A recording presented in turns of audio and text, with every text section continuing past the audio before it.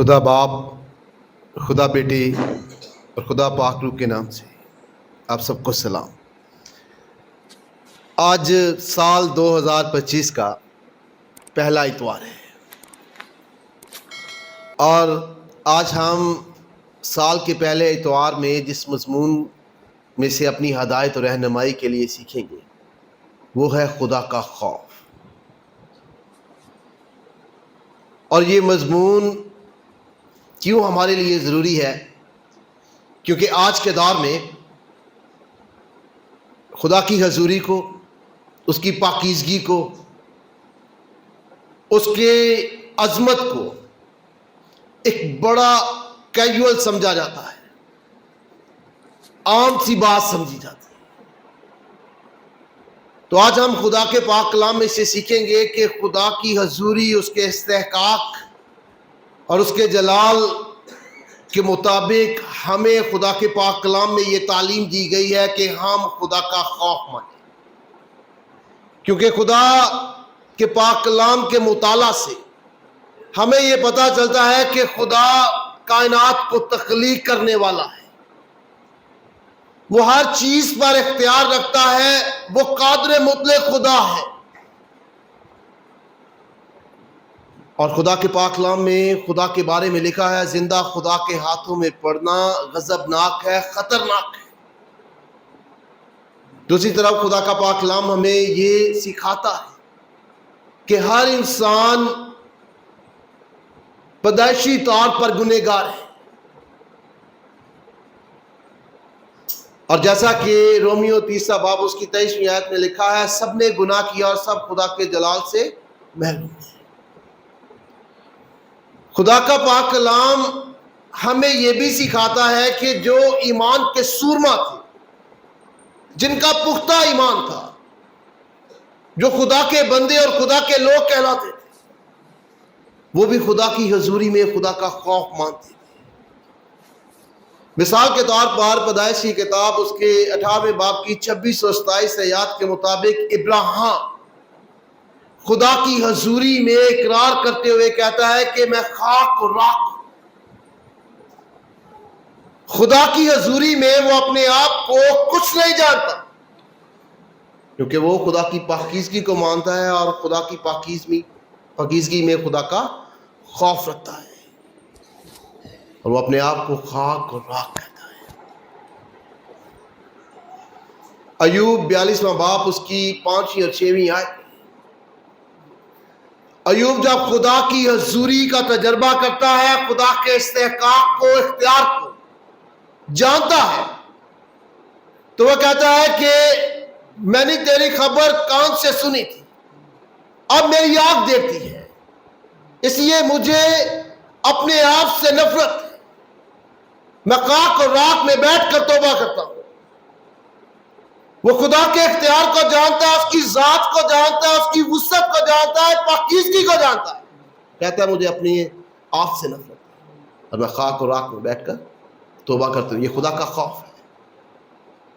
عزا 9 باب اس کی 5ویں آیت ہے، عزا کے بارے میں لکھا جب وہ خدا کی حضوری کا تجربہ کرتا ہے تو وہ اپنی شرمندگی کی حالت میں اٹھتا ہے اور گھٹنے ٹیک کر خدا کی طرف ہاتھ ملاتا ہے۔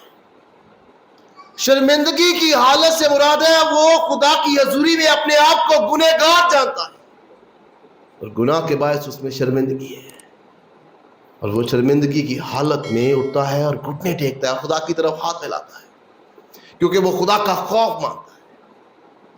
حبقوق 3 باب اس کی 16ویں آیت کے مطابق جب وہ رویا میں خدا کی حضوری کا تجربہ کرتا ہے تو وہ کہتا ہے سن کر میرا دل دہل گیا، اور اس شور کے سبب سے میرے ہونٹ ہانپنے لگے اور میری ہڈیاں بسیدہ ہو گئیں، اور کھڑے کھڑے میں کانپنے لگا۔ یہ خدا کی حضوری کا خوف ہے۔ اسی طرح یہ سایہ تلاوت کردہ حوالہ میں جب خدا کی عبادت کو دیکھتا ہے کہ کیسے فرشتے اس کی عبادت کرتے ہیں، کیسا اس کا جلال ہے، کیسا اس کا اختیار ہے, کیسی اس کی پاکیزگی ہے. تو یہ سایہ چلا اٹھتا اور کہتا ہے کہ میں برباد ہوا, میرے ہونٹ ناپاک ہیں. اگر چاہے وہ خدا کا بندہ خدا کے لیے اپنے ہونٹوں کو استعمال کرتا, بولتا, تو بھی وہ خدا کی حضوری اور پاکیزگی میں اپنے گنہگار ہونے کا اقرار کرتا ہے. اور یہ خدا کی حضوری کا حقیقی تجربہ ہے.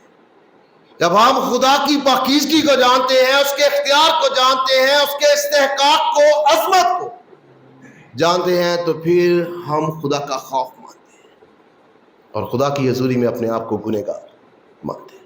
اور حقیقی عبادت گزار وہی ہے جو خدا کی ذات کو لائق طور پر جانتا ہو اور پھر اس کے مطابق اس کی عبادت اور بندگی کرتا ہو, خدا ان کے خوف میں اس کی عبادت کرتا ہو. اور حقیقی عبادت گزار وہی ہے جو خدا کے خوف میں خدا کی عبادت کرتا ہے. اگر چاہے ہمیں شاید یہ سایہ کی طرح شاید رویا کا تجربہ نہ ہو, لیکن خدا کا پاک کلام خدا کی ذات کی وسعت, اس کے اختیار, اس کے جلال, اس کے استحقاق, عظمت اور شان و شوکت کے بارے میں بڑے واضح طور پر بیان کرتا ہے. اس لیے ہمیں خدا کا خوف ہونا چاہیے. لیکن موجودہ اور جدید دور میں, اور جسے ہم بیداری کا دور کہتے ہیں, کیا ہمیں خدا کا خوف ہے؟ کیا ہم خدا کا خوف مانتے ہیں؟ پروگرامز کے نام پر ہم اپنی نمائش کرتے ہیں. پروگرامز کے نام پر ہم بچوں کو چرچ میں ڈانس کرواتے ہیں. ہمارے لیے عام بات ہے. عبادت کے دوران ہم باتیں کرتے ہیں. ہمارے لیے عام بات ہے. دعا کے دوران ہم ایک دوسرے کے ساتھ گفت و شنید کرتے ہیں. ہمارے لیے عام بات ہے. عبادت کے دوران ہم ایک دوسرے کی خامیوں کو تلاش کرتے ہیں. ہمارے لیے یہ عام بات ہے.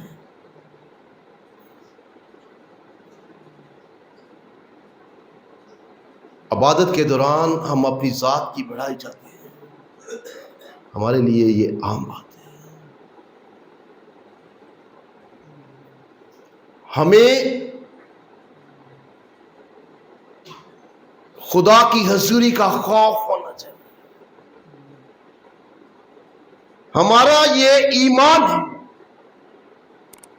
کہ جہاں 2 یا 3 لوگ جمع ہوں گے وہاں خدا موجود ہوگا. اور خدا کے گھر میں ہم خدا کی حضوری میں آتے ہیں, اس کی عبادت کرنے کے لیے آتے ہیں. اور اگر وہ عبادت خداوند کے خوف کے ساتھ نہیں ہوگی تو پھر ہم خدا کی ذات کے مطابق اس کی عبادت نہیں کرتے, اس کے استحقاق کے مطابق اس کی عبادت نہیں کرتے, اس کے جلال کے مطابق اس کی عبادت نہیں کرتے, کیونکہ ہمیں خدا کا خوف نہیں ہوتا. جہاں تک آج کے دور میں خاص طور پر ٹی وی شوز پر ہمیں لوگ یہ کہتے ہوئے ملتے ہیں کہ ہم نے خداوند یسوع مسیح سے ملاقات کی ہے,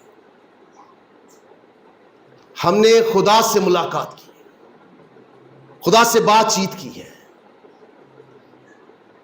لیکن ایک سوال ہے کہ انہوں نے کبھی یہ نہیں بتایا کہ یہ سایہ کی طرح کیا انہیں اپنے ہونٹ ناپاک لگے خدا کی حضوری میں؟ حباقوق کی طرح کھڑے کھڑے وہ کیا کانپنے لگے خدا کی حضوری میں؟ عزرا کی طرح وہ شرمندگی کی حالت میں تھے؟ ابراہیم کی طرح وہ اپنے آپ کو خاک اور راکھ کہتے ہیں؟ کیونکہ خدا کی اتنی پاکیزگی ہے کہ انسان کے گناہ اس پر ظاہر ہوتے ہیں اور وہ اس میں خوف پیدا کرتے ہیں خدا کی عدالت کا. اور میں نے کبھی ایسا سنا نہیں کہ خدا کی حضوری میں, خدا یسوع مسیح کی حضوری میں ان کا دل کانپتا ہو. انہیں خدا ان کا خوف محسوس ہوا. ویسے بات بتاتے ہیں جیسے خدا یسوع مسیح ان کا فرینڈ ہے. عام طور پر ہمارے ہاں ہم اس لیے اتنا خدا کا خوف نہیں مانتے ہیں کیونکہ ہمیں لگتا ہے کہ اب ہمارے گناہوں کی قربانی ہو چکی ہے، اس لیے ہماری کوئی سزا نہیں. یقیناً خدا یسوع مسیح نے میرے اور آپ کے گناہوں کے لیے صلیب پر اپنی جان دی اور ہم گناہوں کی سزا سے بچ گئے. لیکن ایسا بھی نہیں ہے کہ ہم اپنی مرضی سے جو مرضی کرتے رہے اور خدا ہماری اصلاح نہ کرے. خدا ہمیں تنبیہ بھی کرتا ہے، ہماری تنبیہ بھی کرتا ہے اور ہمیں سزا بھی دیتا ہے اسی دنیا میں، اسی زندگی میں. عبرانیوں کے خط اس کے 12ویں باب کی 6ویں آیت میں لکھا ہے خدا جس سے محبت رکھتا ہے اس کو تنبیہ بھی کرتا ہے اور جس کو بیٹا بنا لیتا ہے اس کے کوڑے بھی مارتا ہے. اور یہ کوڑے مارنا سزا ہے. کس کو؟ جو اس کے اپنے لوگ ہیں، تاکہ وہ اس کے خلاف نہ چلے، اس کے احکام کی خلاف ورزی نہ کرے. جسے بچنے کے لیے خدا سے، خدا کی سزا سے بچنے کے لیے یا تنبیہ سے بچنے کے لیے ہم کیا کرنا چاہیے؟ کیسی عبادت کرنی چاہیے؟ کس رویے کے ساتھ عبادت کرنی چاہیے؟ تو عبرانیوں کے خط اس کے 12ویں باب کی 28ویں آیت میں لکھا ہے پس ہم وہ بادشاہی پا کر جو ہلنے کی نہیں، اس فضل کو ہاتھ سے نہ دیں جس کے سبب سے پسندیدہ عبادت خدا ترسی اور خوف کے ساتھ کریں. خدا کی پسندیدہ عبادت کے 2 اصول ہیں، خدا ترسی کے ساتھ عبادت اور خدا کے خوف کے ساتھ عبادت. اور اگر عبادت خدا ترسی کے ساتھ اور خدا کے خوف کے ساتھ نہیں ہے تو وہ خدا کی پسندیدہ عبادت نہیں ہے. یہ 2 اصول ہیں جو خدا کی پسندیدہ عبادت بناتے ہیں، خدا ترسی اور خدا خوفی کے ساتھ. اور ایسا ہم کیوں کرتے ہیں خدا خوفی اور خدا ترسی کے ساتھ؟ 29ویں آیت میں اس کی وجہ لکھی ہے کیونکہ ہمارا خدا بھسم کرنے والی آگ ہے، کیونکہ وہ عدالت کرنے والا خدا ہے، اس لیے ہمیں اس کی عبادت، بندگی اور پرستش خوف اور خدا ترسی کے ساتھ کرنی چاہیے تاکہ ہماری عبادت خدا کے حضور قبول ہو. آخری چیز جو اس حوالہ سے میں آپ کے سامنے رکھنا چاہتا ہوں وہ یہ ہے کہ بعض دفعہ لوگ یہ کہتے ہیں کہ خدا کا خوف تو پرانے عہد نامے میں تھا، نئے عہد نامہ میں تو محبت کا پیغام ہے. اور آپ کا کیا ہے؟ خداوند نے کسی کو خوف زدہ کیا؟